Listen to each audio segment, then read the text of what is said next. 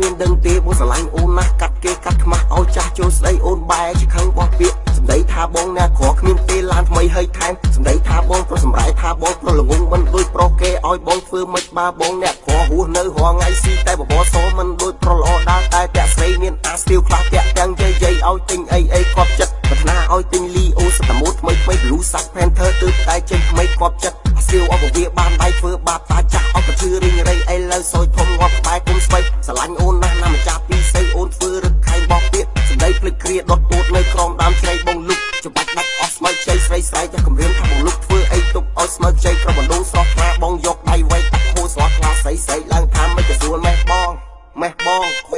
មិនយូរប៉ុន្មានអូនក៏មានគូនបងក៏ភៀសខ្លួនទៅនៅស្រុកថៃតែបងមិនភ្លេចទេនៅស្រុកពីស្អីបងតែងលុកលៃជួបអូនគ្រប់ពេលបងផ្ញើលុយកាក់ឲ្យកូនចៃដែរបងទិញលីអូដាក់ចូលក្នុងកដោបងទិញដាក់ផ្កាផ្ញើទៅជាវ៉ាទិញសុំអនាម័យសឹកពុកមកខ្លាស្រីឡើងថាខ្វះសាឡេអនាម័យខ្វះភាពកក់ក្ដៅក្នុងពេលរៀបត្រីឲ្យបងធ្វើម៉េចបើបងនៅឆ្ងាយបើជួបឆំឆាយទៅចំណាយពេលយូរតែបង្ខំតស៊ូតតែបានជួបស្អីអីលើអ្វីក៏ត្រូវបានសំរេចសូមអូនដល់កំភ្លេចនៅរាត្រីយប់នឹងទៅដល់ពេលថ្ងៃឃើញស្អីទៅតឹងបងចាប់បាក់បលឹងព្រួលទៅលើខ្សែឃើញអូនមកមាត់បុកខំស៊ូស្លៀកខ្លាចស្អីពុំងាយអូនរងាខ្លួនប្រានអូនសួរបងថាចង់បានប្រមាណបុកឆ្លោយស្មានចង់មកយក4ដងខ្លួនទល់នឹងខ្លួនមាត់ទល់នឹងមាត់សុំអូនគុំគាត់ណាសទៅជាវ៉ាក្រឡាប់កាប់ងាឃ្លីខ្លួនម្ដងម្នាក់សុំអូនគុំភ្ញាក់តែត្រូវខ្លាំងលន់សូផាំងផ្លុក